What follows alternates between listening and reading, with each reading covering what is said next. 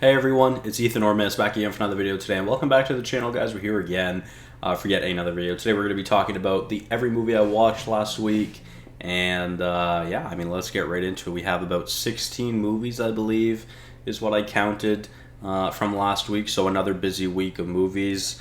If I check my letterbox, let me actually check quickly. I am at 66. Execute order 66. So yeah, I'm at 66 movies already this year, which is quite wild, to say the least. Yeah, that's sweet. I didn't realize I was already that high. We're not even done January, and I'm averaging over 2 movies a day right now, so that's pretty crazy. But with that being said, let's get into it, starting off with my least favorite watch of the week, which is actually my last watch of the week as well, which was The Hills Have Eyes Part 2, directed by Wes Craven. I didn't really dislike this movie as much as I disliked the first, but I just found this one to be a lot worse of a movie. I just didn't find it to be that good, and it reminded me a lot of the Friday the 13th movies, and it came out during that 80s Friday the 13th movie wave as well, so I'm sure Craven probably got some inspiration from those movies since they came out around the same time. But yeah, overall, I just didn't really enjoy this one. I thought it was kind of bad. Gets a 40 out of 100 for my least favorite watch of the week, so definitely nothing special. And I actually have a few 40 for 40 overall movies. So let's keep going to my next least favorite of the week. Pitch Perfect 3, I actually lowered my rank. I believe I had it at like a 49, and I lowered it to a 44. So a little bit lower. Pitch Perfect 3 is definitely my least favorite of the trilogy. I really don't enjoy Pitch Perfect 3 that much. I don't find the music is that great. I don't find the song selection to be that great. I really don't care about the plot, and yeah, it's a really shitty plot. I just really don't enjoy this movie, but Mel does, so that's what matters. But up next, similarly to the previous one, we have The Hills Have Eyes. Now, I didn't even realize that there was a second one after watching this first one. So then I seen that yesterday, and I figured, well, I might as well watch the second one. And I believe there are 2 remakes as well in the early 2000s. So maybe, I don't know why. All right, maybe I will get around to watching those sometime, but yeah, I enjoyed this one a little bit more than the second one, I guess. But overall, it seemed like I was lower on this than most people. I really didn't enjoy this one either. I gave it a 47 out of 100. What is that? 2.5 stars for me. Yeah. I really didn't enjoy this movie either. I didn't find it very interesting. None of the characters were enjoyable in either of the movies. So it was just kind of another movie, and it's a really old, it's a 77 horror movie, so, there are some classic horror tropes, and of course Wes Craven eventually changes the game of horror with the Scream franchise. But with that being said, we take a big jump from a 47 to a 70. This was my second watch of the week, actually. It is Paw Patrol the Mighty Movie. Mel and I have been talking about watching this ever since we started dating. It was in theaters last year. We never ended up going to see it. It's been on Paramount for the past few months. We finally decided to pull the trigger and watch it, and we both enjoyed it. Mel really, really enjoyed it. She really likes kids movies, to be fair. And it's definitely a kids movie, but for a kids movie, I actually thought it was good. I ranked it a 70 out of 100, so I enjoyed it more than I expected to, I won't lie. But yeah, I thought it was pretty good. It was entertaining, and it had my interest. And I quite enjoyed the voice acting as well for the most part. So I enjoyed it, and that's what matters. I love Chase's super speed. I'm a big speedster kind of guy. So with that being said, we'll move on to Pitch Perfect 2, which I ranked a 74 out of 100. I did not change the rank for this movie. I just don't think it's as good as the first. And actually, I'm higher on the first now than I originally was, which we'll talk about later on. But yeah, a 74 out of 100, I think it's a good movie. I don't think it's anything too special like the first one, but I did enjoy the second one, but this one didn't change. This is actually the only rank that didn't change. after rewatching the trilogy. The first one went up and the third one went down, so that's pretty cool. Let's keep going on to Death Proof, which is the theme of this week. So every week so far this year, I've had a theme pretty well. So for the first week, it was Mad Max. For the second week, what was it for the second week? I don't remember. It was Percy Jackson and Divergent, those like teen dystopians. I didn't do the Maze Runner or Hunger Games during that week, but anyways. And then last week was Star Trek, and some of this week was Star Trek as well. I was finishing Star Trek, but we'll talk about those shortly.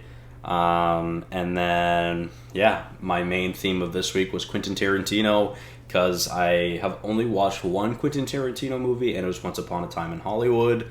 Obviously, I needed to definitely watch his other films.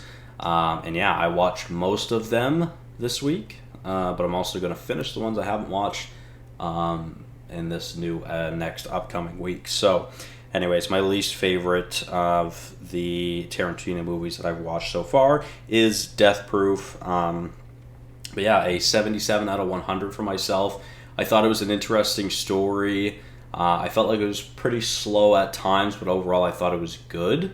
It was a very interesting final scene that I really enjoyed. I really liked the final scene. And of course, Rosario Dawson is just mother, and we love Rosario Dawson. So with that being said, we'll move on to actually the lowest rated Star Trek new trilogy movie, which is Star Trek Beyond, a 77 out of 100. My least favorite of the new trilogy. I did still enjoy this one, but overall not as much as the previous 2 in the trilogy, which we'll talk about here in a minute. Overall I did enjoy this movie. There's something... Oh, yes. So I'm just going to read what I wrote in my review. Obviously, you guys can see it, but I truly never thought I'd be a Trekkie, and I enjoy these movies, but I was and that I wouldn't enjoy... Wait. I'm an idiot. I truly never thought I'd be a Trekkie and enjoy these movies, but I was definitely proven wrong. There we go. That makes more sense. When I seen In Loving Memory of Leonard Nimoy, I got choked up and quite sad because I really loved Nimoy and Shatner's Spock and Kirk, respectively. I really ended up falling in love with those 2 characters, and I enjoyed them a lot more than I ever expected to.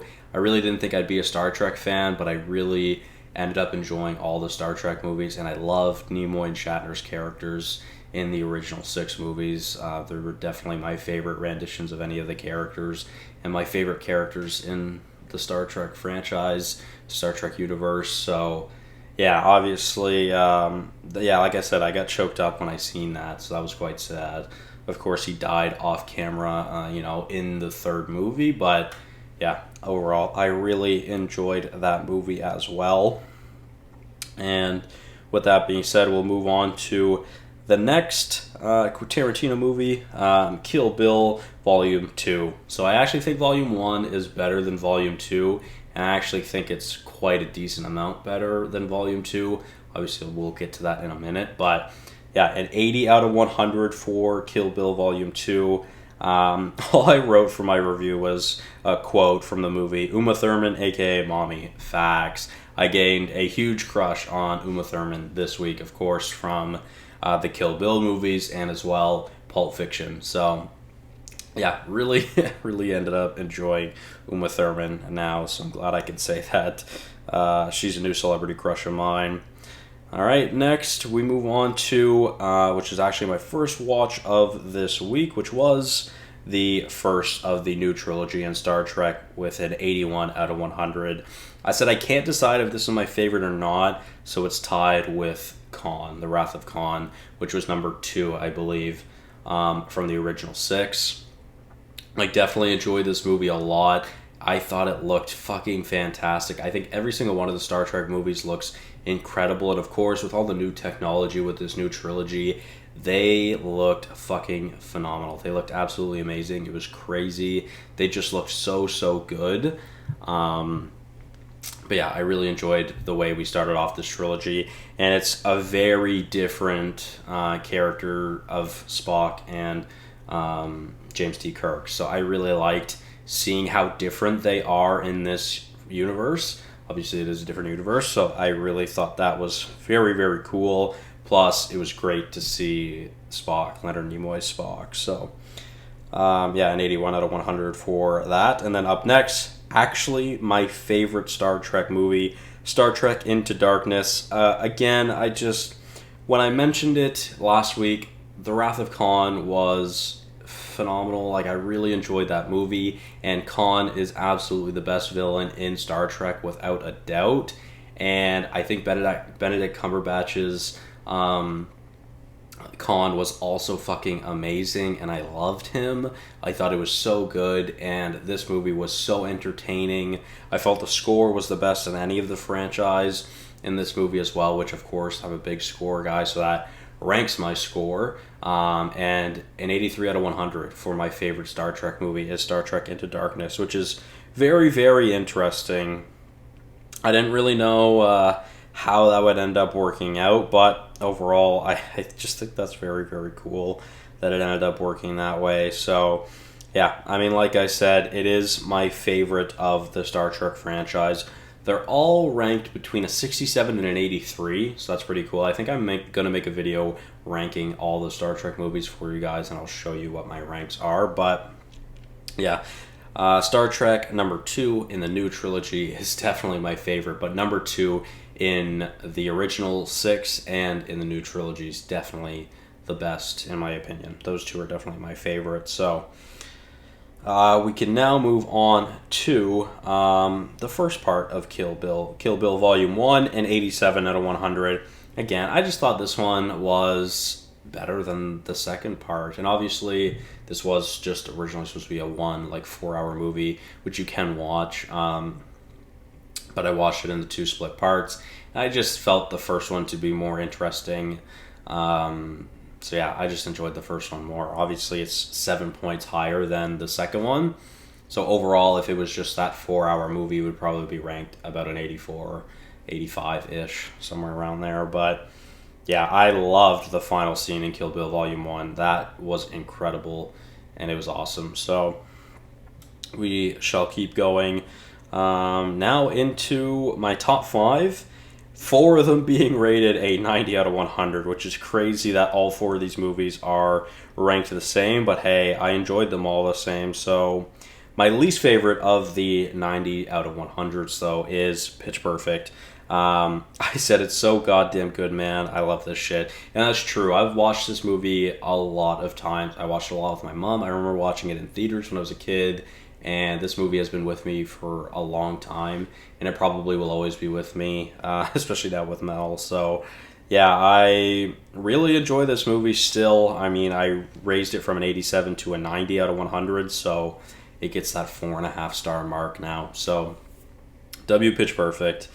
Then up next, we have Reservoir Dogs, which was the first Tarantino movie I watched this week, and I ranked it a 90 out of 100. As well. I thought this was unreal. I thought this was a tremendous character study, really, and I thought the crime in this was just very interesting. I thought this was a very interesting plot, and I really, really enjoyed this movie as well. So, yeah, that's pretty awesome.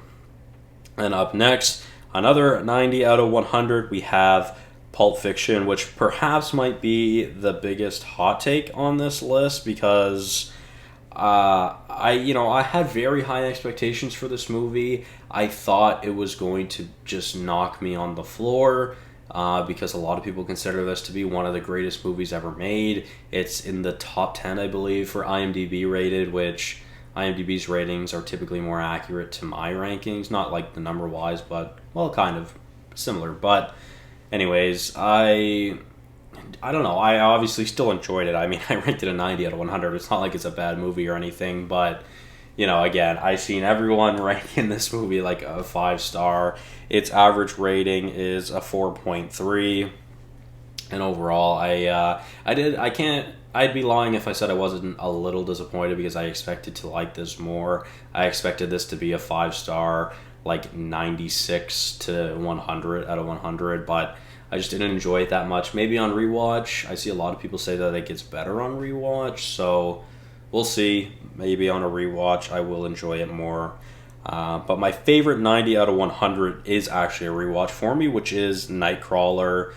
This was actually a fun fact for you guys. This was actually the first movie I ranked on Letterboxd way back in 2022.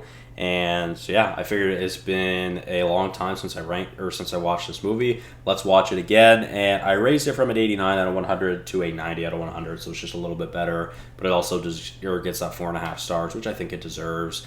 And I think it might be Jake Gyllenhaal's best performance. I really love this movie. This is great. This is an amazing movie, and I thought it deserved the higher rank. So. Yeah, definitely one of my favorites of the week, of course. But up next is my number one, and without a doubt, my favorite Tarantino movie. Without a doubt, my favorite watch of the week, a 95 out of 100 for Inglourious Bastards. And this one was the one that kind of knocked me on the floor. Like, this one was so interesting from start to finish. Hans Landa has been absolutely added and put like towards the top of Villain Hall of Fame for me. Like, he was absolutely incredible. Christoph Waltz is amazing, of course. And this movie was just so damn good. I loved it so much. I think, again, similarly to Pulp Fiction, if I were to rewatch this, I wouldn't be surprised about this rank going higher. But with it being a 95 out of 100, I think it's my second highest war film behind 1917. So that's very cool. But with that being said, thank you guys all so much for watching. Obviously, it was a big Tarantino week. I'm going to finish the Tarantino movies this week for next week's video. So, yeah, thank you guys all so much for watching. Hopefully you did enjoy, and I'll see you guys in the next one. Bye-bye.